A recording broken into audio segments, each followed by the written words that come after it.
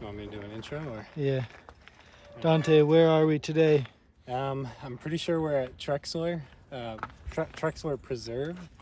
And here we're gonna ride a couple trails. It's nice. There's a short little uphill to get to all of them. And then it's a bunch of 200-foot descents that we get to do. So right now, I think we're gonna ride a trail, insert trail name here. Absolutely. Boom, right there.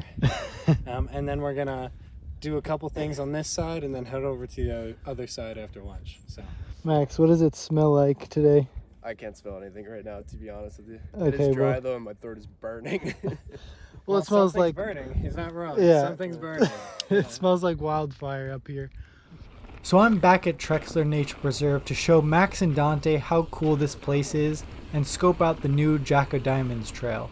For us coming from Long Island, a trail network like this is really astonishing because to us these trails seem so well designed and thought out, yet the area is not nearly as densely populated as Long Island.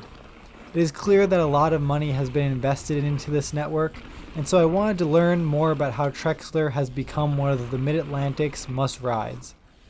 Now I am no historian, so I am just discussing what I could find on the internet, so if I state something incorrectly, please feel free to correct me in the comments. But it seems like the Pennsylvania Department of Conservation and Natural Resources strategically implemented 5-year programs to improve and expand the parks in the state. The DCNR spearheaded a restoration effort of the North Range grasslands, which make up most of Trexler. These natural grasslands had become overrun by an invasive plant species called autumn olive. In fact, of the 1,000 acres of grassland in the Lehigh Valley left, 220 acres of it had been overrun by autumn olive in the preserve. Autumn olive stifles native plant growth and prevents the wildlife from inhabiting their natural parts of the grasslands. So as part of the systematic restoration, the DCNR included new mountain bike trails as part of the grant. The Valley mountain bikers received $128,000 for trail building to be done by Dirt Sculpt, plus a 200 volunteer hour minimum was placed on the project. I believe this trail building grant was a part of the restoration budget as a whole, but maybe they were separate. The grassland restoration phase called for almost $300,000 to reclaim those 220 acres and create contiguous grassland once again in the preserve, and it seems to be working. All right, Dante, we have summited Return of Brian's. We did indeed. So what are we riding now? It's a blue jump. Blue jump. Yeah, I mean, did you see those jumps we were just hitting just a second ago? Wow, a clip's gonna pop up right here and it's gonna zoom into your view. That was crazy, right? Dang, the smoke. I feel like there is smoke in the air, right? There's a haze. There's Yeah. a definite haze. Like you can't define Over the there. osprey nest over There there. was a sign Well, when no, we ospreys, entered the yeah. parking lot also that went to the left, and it said caution wild controlled burn area. Yeah. So they actually did have that. That makes sense. I mean, this whole area wouldn't look like this if it wasn't for controlled burning, because these kind of hills would be covered in trees, but they probably used this for farmland ages ago. So it seems that the proposal for the grassland restoration showed Return of Brian already being a trail, but it is unclear if the rebuilding of Return of Brian's trail was a part of this grant.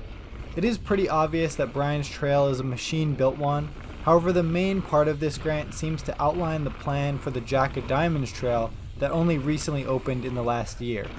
I want to say the improved Brian's trail was a separate effort since the bid phase of the Jack o' Diamonds trail came about in 2019 or 2020, and that's when Return of Brian was being reopened as a machine-built flow trail. Needless to say, the local organizations have done an incredible job at building a trail network that is extremely intuitive to people visiting from afar. Frequent maps at various trailheads around the park, smooth gradients throughout any traversing or usual climbing trails are very welcoming to newer riders or experienced riders wanting to pound out as many laps as they want, and safe building of jumps and berms throughout. Here you can see what the trail system looked like upon the restoration proposal, where you can see the old Killdozer trail that used to wind around below Brian's trail to the southwest, then the Valley mountain bikers drawing up a proposal for the Jack o' Diamonds trail, indicating where every jump would be and the connector trails to get it into the whole network. Finally, the current TrailForks page as everything is laid out in 2025, just as we had ridden it back in November of 24.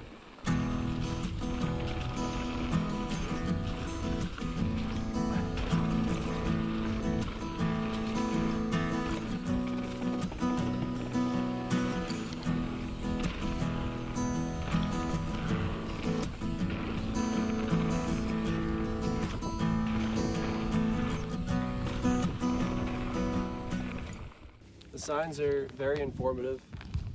You can see anything. It's pretty straightforward paths. How far away that guy is.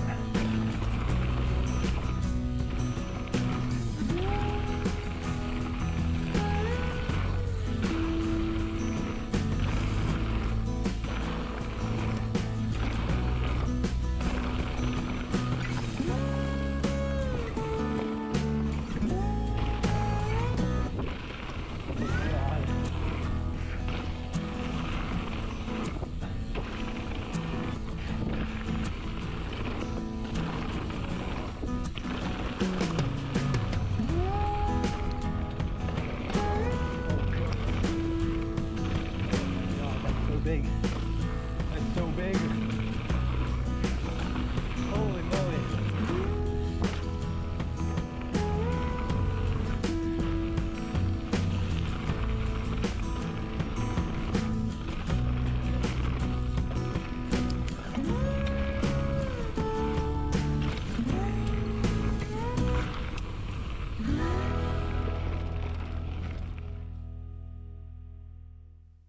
So yeah, I didn't quite send the new jump trail, but there does seem to be more wildlife in the preserve once again, and luckily Max was willing to send it even after decking a tree the day before at Mount Penn.